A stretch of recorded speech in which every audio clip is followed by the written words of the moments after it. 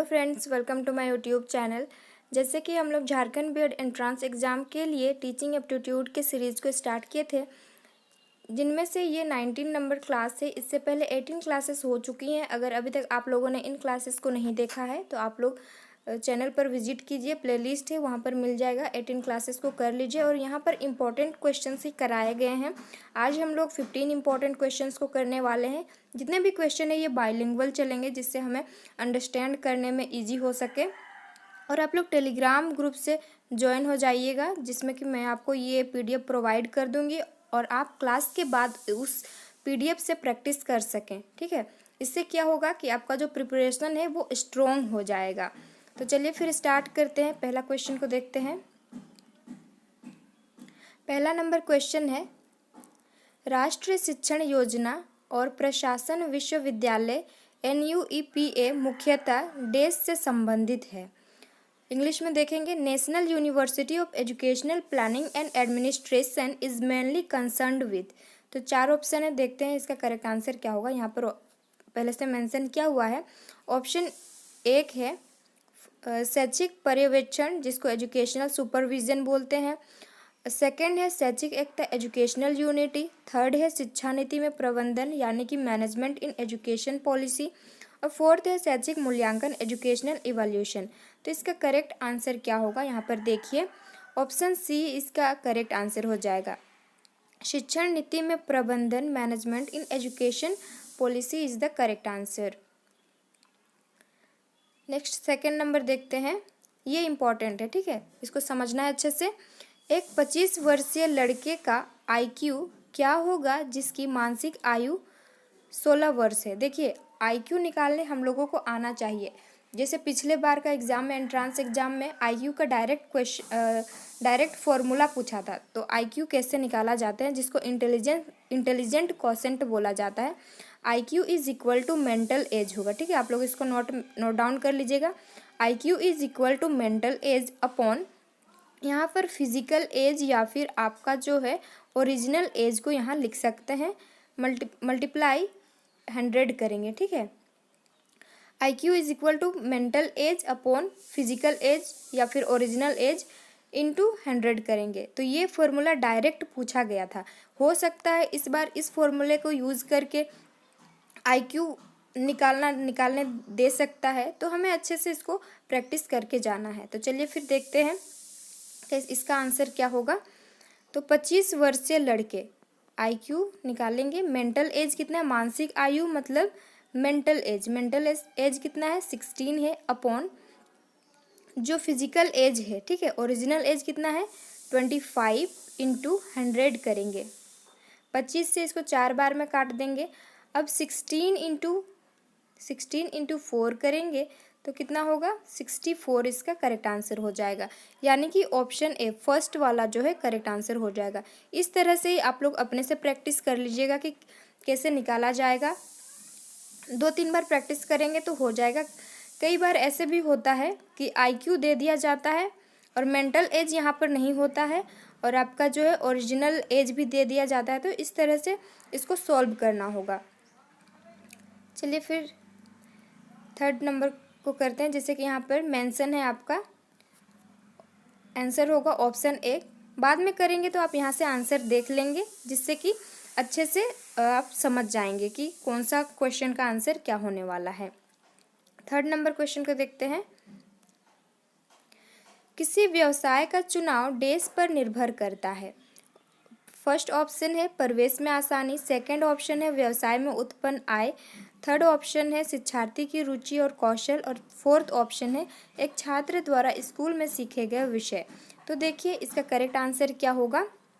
Option C इसका correct answer होगा, interest and skill of student. ठीक है, किसी भी व्यवसाय का चुनाव करने के लिए बच्चे जो है अपने बच्चे को जिस फील्ड में इंटरेस्ट है वो उसी फील्ड को क्या करेगा, चूज़ करेगा। जैसे किसी बच्चे को साइंस पसंद है, किसी बच्चे को आर्ट्स लेकर के पढ़ना पसंद है, तो आर्ट्स वाले बच्चे को हम, जिसको आर्ट्स में इंटरेस्ट है, उसको हम ये नहीं कह सकते हैं कि तुम साइंस लेकर के पढ़ो, और साइंस में जिसको इंटरेस्ट है उसको ये नहीं बोल सकते कि आर्ट्स कॉमर्स लेकर के पढ़ो। तो जो किसी भी व्यवसाय को चुनने का चुनने का शिक्षार्थी की रुचि और कौशल पर डिपेंड करता है। इंटरेस्ट ऑफ ए स्टूडेंट, तो थर्ड का करेक्ट आंसर होगा ऑप्शन थर्ड ही होगा। देखिए यहाँ पर आंसर ऑप्शन 3 है। फोर्थ नंबर क्वेश्चन को देखते हैं। निम्नलिखित में से कौन सा शिक्षण का एक अच्छा तरीका है? Which one of the following is a good method of teaching? देखिए मैं आपको टीचिंग आप लोगों के मतलब इसी चैनल पर है टीचिंग एप्टीट्यूड का 2 थ्योरी क्लास कराई हूँ, जिसमें कि मीनिंग ऑफ टीचिंग, उसी में गुड मेथड ऑफ टीचिंग क्या है ये मैं क्लास में बताई हूँ। तो अगर नहीं देखे हैं तो उसको देख लीजिएगा। ऑप्शन है व्याख्यान और डिक्टेशन। ऑप्शन सेकंड है संगोष्ठी और परियोजना। संगोष्ठी का मतलब क्या होता है? सेमिनार होता है, ठीक है, seminar and project. Option third है संगोष्ठी और डिक्टेशन। ऑप्शन फोर्थ है डिक्टेशन और असाइनमेंट। तो इसका करेक्ट आंसर हो जाएगा सेकंड वाला, संगोष्ठी और परियोजना, सेमिनार एंड प्रोजेक्ट, ठीक है, यही जो है गुड मेथड ऑफ टीचिंग हो सकता है। ऑप्शन देखिए, ऑप्शन सेकंड यहाँ पर करेक्ट आंसर होगा। फिफ्थ नंबर क्वेश्चन है मनोविश्लेषण का जनक कौन है? The father of psychoanalysis is. Option है Erik H Erikson. Option second है रेयान। ऑप्शन सी है स्किनर और ऑप्शन 4 है सिगमंड फ्राइड। ये पिछले साल आया हुआ क्वेश्चन है।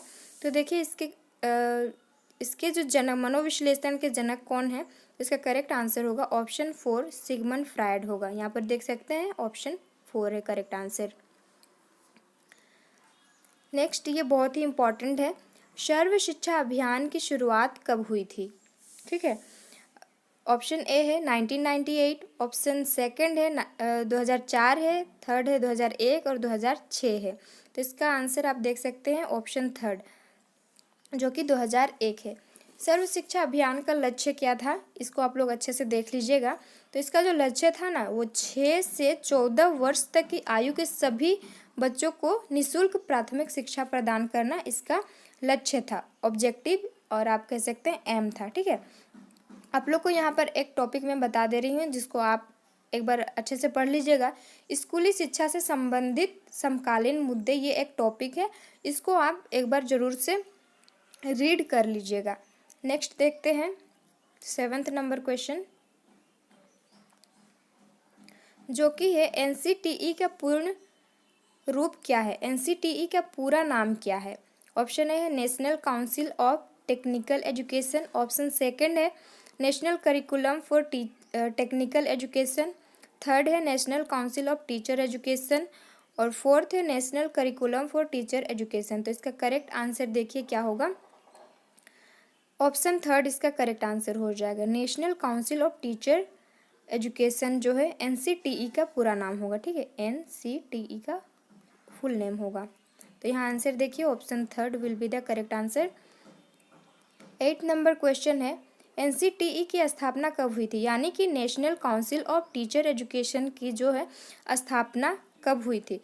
ऑप्शन ए है 1993। ऑप्शन सेकंड है 1970। ऑप्शन थर्ड है 1986 और ऑप्शन फोर्थ है 1995। इस क्वेश्चन में बहुत कन्फ्यूजन क्रिएट हुआ था जब मैं इसको पढ़ी थी। सबसे पहले तो एक बुक में दिया हुआ था कि 1970 का करेक्ट आंसर है, फिर दूसरा बुक में क्या हुआ था 1993 या फिर 1992 दिया हुआ था। तो ऐसे जिसमें आप कंफ्यूज होते हैं ना, इसको एक बार ज़रूर से गूगल कीजिएगा। तो एनसीटीई की स्थापना जो है वो 1995 में हुई थी, इसका करेक्ट आंसर होगा।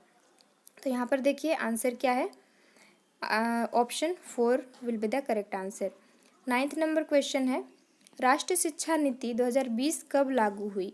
ऑप्शन ए, ये इम्पोर्टेंट है, ठीक है, new education policy 2020। Option A है 29 जून 2020। ऑप्शन सेकंड है 15 जुलाई 2020। थर्ड है 29 जुलाई 2020 और फोर्थ है 21 जून 2020। तो देखिए इसका करेक्ट आंसर क्या होगा, ऑप्शन थर्ड होगा।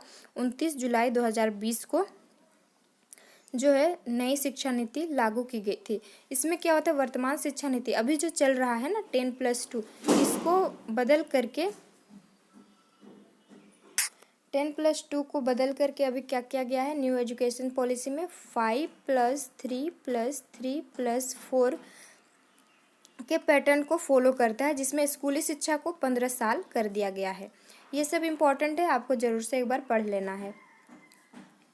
नेक्स्ट देखते हैं, थर्ड नंबर इसका करेक्ट आंसर होगा who is independent variable in the class. देखिए एक क्लासरूम में है, उसमें इंडिपेंडेंट चर कौन होता है। तो यहाँ पर इंडिपेंडेंट वेरिएबल मतलब पहले तो समझते हैं कि क्या होता है, स्वतंत्र चर। ठीक है, एक क्लासरूम में स्वतंत्र चर कौन होता है। तो देखिए एक क्लासरूम में स्वतंत्र चर एक टीचर होते हैं। टीचर जो पढ़ाएगा स्टूडेंट को वही पढ़ना होगा। तो ये इंडिपेंडेंट चर होते हैं, वेरिएबल होते हैं। और डिपेंडेंट वेरिएबल कौन होगा, तो स्टूडेंट डिपेंडेंट वेरिएबल होगा, ये आश्रित चर होगा। स्टूडेंट किस पर डिपेंडेंट होता है, टीचर पर डिपेंडेंट होता है। तो ऐसे क्वेश्चन भी पूछा जाता है, तो हम लोग इस तरह के क्वेश्चंस को समझते हुए चलेंगे, तो क्वेश्चन आए तो सॉल्व हो जाए। ठीक है, इसका आंसर देखिए यहाँ पर ऑप्शन 2 है।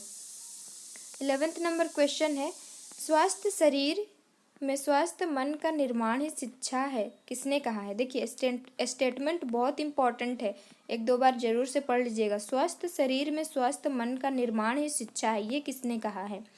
Education is the creation of a healthy mind and healthy body. Healthy mind and healthy body. Option A Aristotle, option second है स्वामी विवेकानंद, थर्ड है महात्मा गांधी, फोर्थ है पेस्टालोजी। तो इसका करेक्ट आंसर होगा अरिस्टोटल। हिंदी में देखिए इसका लिखा हुआ अलग आता है, अरस्तु आता है। ठीक है, अरस्तु करके आता है, तो इसको ध्यान में रखिएगा। फर्स्ट इसका करेक्ट आंसर होगा। क्वेश्चन नंबर 12, शिक्षा का उद्देश्य क्या है, objective of education. Option A है अच्छा नागरिक बनाना, ऑप्शन सेकंड है ऐसे व्यक्तियों का निर्माण जो समाज के लिए उपयोगी हो, थर्ड है व्यवहारिकता का निर्माण करना, फोर्थ है उपरोक्त सभी। तो इसका करेक्ट आंसर हो जाएगा ऑप्शन 4, उपरोक्त सभी होगा। आंसर एक बार हम लोग यहाँ पर देख लेते हैं। Answer option 4 will be the correct answer. Question number 13, एक प्रभावी शिक्षण के लिए आवश्यक है, इफेक्टिव टीचिंग के लिए क्या आवश्यक है। ऑप्शन 1 है बहुत जाति से वह जाति से संबंधित हो, सेकंड है उसका उच्च सामाजिक स्तर हो, थर्ड है वो संप्रेषण में निपुणता हो, और फोर्थ है वो कठोर हो। तो देखिए इसका करेक्ट आंसर क्या होगा, प्रभावी शिक्षण के लिए जो है, प्रभावी शिक्षण तभी होगा ना जब एक टीचर अच्छे से कुछ भी बोल रहा है वो एक्सप्लेन अच्छे से करे, सरल शब्दों में करे, ताकि स्टूडेंट्स को समझ में आए। तो क्या होना चाहिए, वो संप्रेषण में निपुणता होनी चाहिए। 12th नंबर देखिए, थर्ड इसका करेक्ट आंसर है। 12th नंबर क्वेश्चन है, 12 ने 14th है, सीखना व्यवहार में उत्तरोत्तर सामंजस्य की प्रक्रिया है। ये भी एक स्टेटमेंट है, तो इसे किसने कहा था। सीखना व्यवहार में उत्तरोत्तर सामंजस्य की प्रक्रिया है, यह कथन किसका है।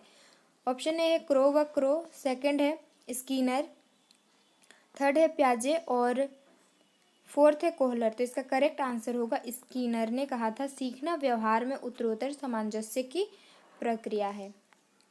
सेकंड इसका करेक्ट आंसर है। क्वेश्चन नंबर 15, किशोरावस्था को जीवन का सबसे कठिन काल मानते हैं, कौन मानते हैं। यहाँ पर ऑप्शन दिया हुआ है, किशोरावस्था एडोलसेंट को। ठीक है, इसमें जो है स्टेजेस को पढ़ना है, किशोरावस्था, बाल्यावस्था और शेषावस्था, प्रौढ़ावस्था, ऐसे करके स्टेजेस हैं, उनको पढ़ लीजिएगा एक बार। तो देखिए किशोरावस्था को जीवन का सबसे कठिन काल कौन मानते हैं। फर्स्ट है ई किर्क पैट्रिक है, स्टैनले हॉल है, जर्सील्ड है और नन है। तो इसका करेक्ट आंसर होगा ऑप्शन ए, एक यानी कि फर्स्ट वाला, जो कि ई किर्क पैट्रिक है। आंसर देख लेते हैं, फर्स्ट वाला है।